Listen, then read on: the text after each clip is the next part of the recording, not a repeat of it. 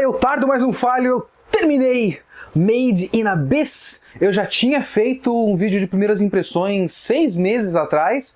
Esse vídeo de primeiras impressões já é objetivamente melhor do que esse, por motivo de... O neném. Augusto. Mas pelo menos nesse eu vou acertar a pronúncia. Eu tava falando Abyss. É Abyss. Será? Eu acho que é. E eu tava louco pra terminar logo o anime, porque eu tinha gostado muito daquele começo, eu tinha assistido mais alguns episódios depois daquilo, mas acabei ficando sem tempo, e eu finalmente consegui um tempinho aqui no feriado do Natal, que eu estou sem fazer nada, então vamos terminar Made in Abyss, e ele de fato é um puta anime da hora. Eu fico feliz, eu realmente fico feliz de terminar anime bom, de gostar de coisas. É bom. Pra vocês que não assistiram o vídeo anterior e também não assistiram ainda Made in Abyss e querem saber se é legal assistir ou não, uma breve explicação do que é Made in Abyss. Made in Abyss é uma história sobre um lugar onde existe um grande buraco, um grande abismo, e esse lugar, em volta dele, tem toda uma economia, uma sociedade que vive de achar relíquias lá de dentro e tal. A personagem principal, a Riko, ela tem uma ligação com o abismo. A mãe dela é uma exploradora e ela quer encontrar a mãe dela, que provavelmente está no fundo do abismo. Deixou um recado pra ela, provavelmente deixou um recado pra ela, não dá pra saber direito quem fez isso. Ela acredita que é a mãe e ela vai atrás. Ela encontra um menino robô, um menino mecânico, também é um mistério, ninguém sabe o que ele se ele é vivo ou não, que é o Regu. Não sei como pronunciaria isso com os nossos fonemas. Mas esse moleque, ele é muito poderoso, né? E ele vai na jornada junto com a Riko. Como eu disse no meu vídeo de primeiras impressões, é um anime que já te pega por conta do conceito, por conta da força das imagens. A imagem do abismo é uma imagem muito forte que realmente faz você... ela instiga a sua curiosidade automaticamente.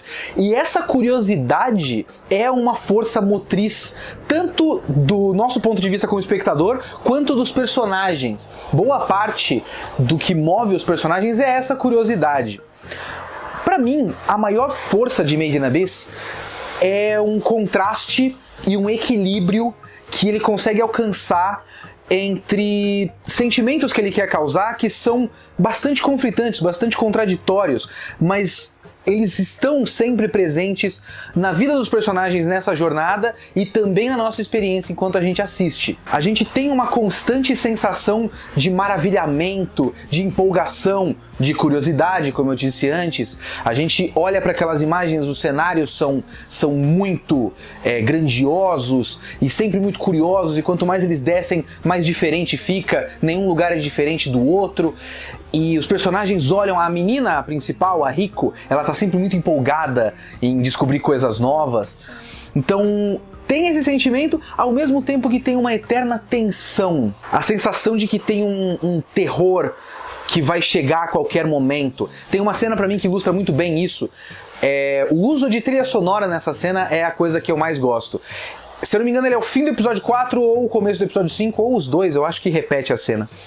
Que eles deixaram pra trás um personagem que é um explorador também, e conhecido deles, mas encontrar esse cara e se despedir dele significa que eles já não podem mais, eles já estão num nível que eles não vão mais ser alcançados pela equipe de busca, que eles acreditam que vai ter uma equipe de busca indo atrás deles, porque eles meio que fugiram do orfanato no começo do anime, então eles não vão mais ser procurados pelos humanos.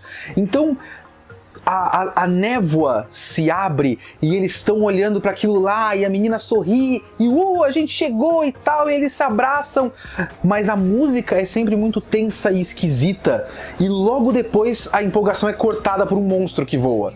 Então é bonito, é legal, a gente quer cada vez mais descobrir, a gente quer cada vez mais descer junto com eles, ao mesmo tempo que a gente sabe que vai dar merda. O design de personagens também é muito interessante por conta de usar os personagens com um jeito até de mangá infantil, né? É tudo muito fofinho, muito bonitinho, não é realista, e só que eles estão numa situação de risco de morte constante. Então esse contraste entre a arte e a situação real é muito funcional. Até para que certas coisas que acontecem com eles mais pra frente sejam mais chocantes.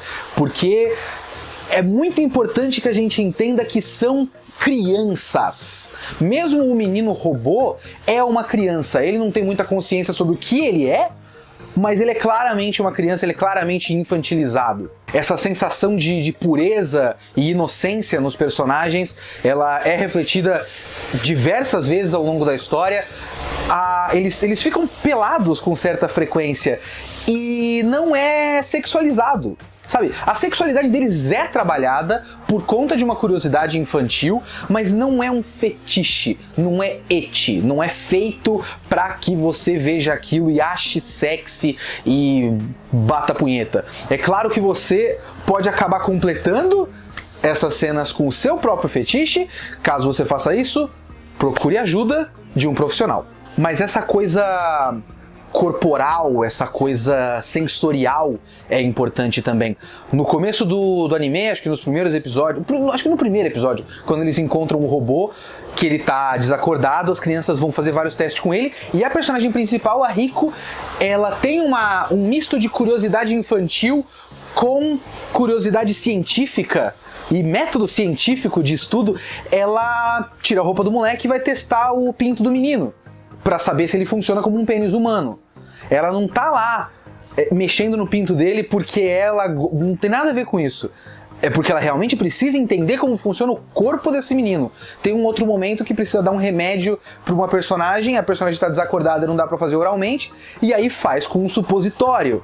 Então, não é uma cena sexy, é a cena tensa. Tem um pouco de humor, tem um pouco de inadequação, digamos assim, é uma situação desconfortável, mas é uma cena tensa. Então a sexualidade, o físico, o corporal é trabalhado sim, porque essas coisas existem, mas não é fetichizado, o que é uma característica muito legal desse anime pra mim.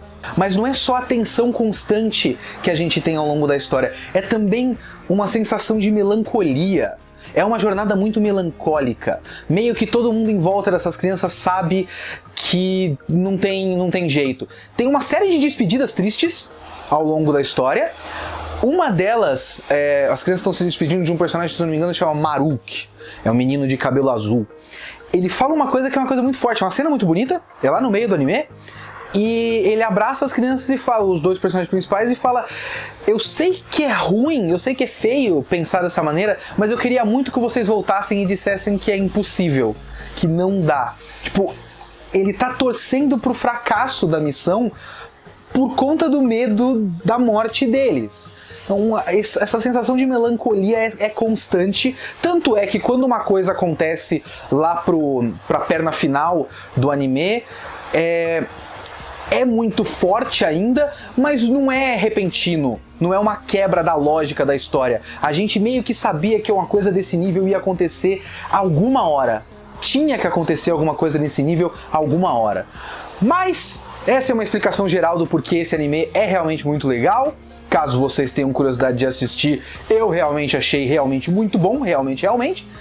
Mas eu vou parar aqui pra entrar em spoilers, e se você não assistiu Made in Abyss, volte no minuto que tá aqui na tela que eu vou entrar em spoilers agora.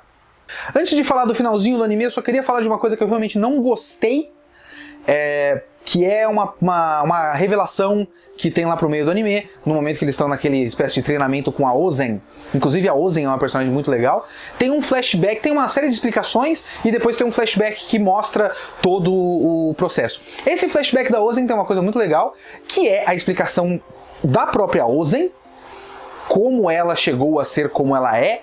Tem um subtexto muito curioso, que é a provável paixão da Ozen pela Liza, que é a mãe da Rico, da menina principal, loirinha. E a Ozen trata essas personagens, a Rico e o Reg, de uma maneira muito dura. Provavelmente porque tem um certo ressentimento Porque a Riko é uma prova da frustração amorosa, da provável frustração amorosa, pra mim, tá bem claro, da Ozen. Ao mesmo tempo que tem uma proteção da Ozen para com eles, por conta de também ser a filha da mulher que ela ama. Então isso é um detalhe muito interessante, essa parte desse background é legal. Por outro lado, tem uma coisa que é revelada nesse momento, que é o nascimento da Riko, que é o fato de ela ter morrido no parto e colocado naquela relíquia que é um cubo branco e revivido. Aquele cubo branco faz isso. E as coisas que são, os seres que são revividos dentro desse cubo branco têm uma ligação muito forte com o abismo e querem loucamente descer o abismo. O que pode ser que venha a ter uma função mais específica mais pra frente, mas enquanto isso não é explicado, de repente no mangá já foi usado de outras maneiras, eu não sei, não quero spoiler também. Mas por enquanto, ele tem muito a função de explicar, uma das funções disso é explicar a vontade da Riko de descer o abismo. E a gente não precisava de mais isso, a gente não precisava de uma explicação prática, física, metafísica, para ela querer descer o abismo.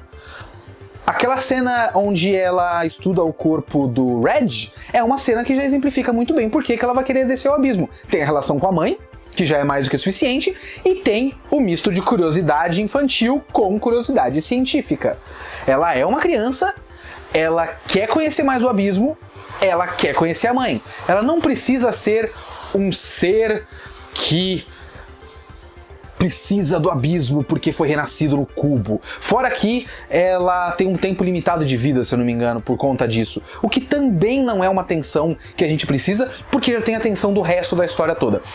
Ela pode morrer a qualquer momento, ela não precisa poder morrer a qualquer momento por causa do cubo. Todo o resto do ambiente, o conceito da história já faz com que a gente tenha atenção pela morte dela constante. Então esse detalhezinho é um detalhe muito bobo e eu achei nada a ver. Mas isso é uma coisa menor, porque esquecendo isso, deixando isso de lado, o final do anime é muito interessante, porque depois de a gente ter uma série de dificuldades, de provas físicas, até tem um momento da Riko sozinha. O Red usa o raio dele, o incinerador, e apaga, como ele sempre faz, e ela tem que ficar 2 horas passando por uma série de problemas. Ela cai no estômago de um bicho e consegue se livrar, e é atacada por outros animais, e aí ela tem que descer. Aquele é o cenário que eu mais gosto, em todo o anime, inclusive. Aquela subida que tem uns pilares pretos, e ela tem que subir, então ela vai ter aqueles efeitos da subida, e ela começa a ter alucinações e tal. Essa cena é muito boa, e aí tem o episódio 10, onde ela é envenenada e o braço dela incha, e o moleque tem que quebrar o braço dela, e o Deus nos acuda. E isso é muito foda, é realmente muito legal. E essas são todas as provas físicas do tipo de perigo que eles vão passar nesse lugar de qualquer jeito. Mas depois disso, que é o que precisa acontecer, essa história demanda que esse tipo de acontecimento ocorra, mas no final, a grande dificuldade, a grande prova dos personagens, especificamente do Red e da Nanate, a coelhinha, é uma escolha. Não é um bichão, não é uma boss fight, é uma escolha. Ele precisa escolher entre... Eu acabei de perceber que eu deixei o ventilador ligado aqui no quarto. Eu não sei o quanto barulho vai pegar, mas já tem ônibus passando, é um inferno. Ele precisa escolher matar o Amit ou não, e isso é uma escolha muito forte. Não é difícil fazer, não é uma prova física difícil, é só ele dar o raio dele lá. É fácil, o bicho vai ficar parado ali, Amit vai ficar parado ali e ele dá o raio. Mas a escolha é muito pesada e a gente fica, se eu não me engano, é todo o episódio final, né, que começa com o flashback da Nanate e da Amit, que acaba com o raio. O episódio final, que é um episódio duplo, né? Um dos poucos episódios de 45 minutos que tem motivo para ser um episódio de 45 minutos. Eu tô olhando para você, Fate Zero. O flashback da Nanate e da Michi, eu vou dizer que eu não liguei tanto assim, mas é uma história muito interessante que faz sentido nesse universo, também serve pra preparar aquele... eu esqueci o nome dele... Brunvald, sei lá, faço a mínima ideia. Mas é um maluco com armadura preta, inclusive ótimo design desse cara. Inclusive ótimo design da Ozen, eu esqueci de falar, é um puta design foda quando ela tá toda montada. Inclusive, acabei de lembrar aqui que tem uma cena muito boa da revelação do rosto da Liza, que é legal porque, a não ser que a Liza tivesse uma cicatriz na cara, um tapa-olho, um bigode, não sei... é um rosto com aquele estilo de desenho, eu sei que ela vai ser bonita, os cabelos dela são sedosos e maravilhosos, então é meio que óbvio que ela seria uma personagem bonita.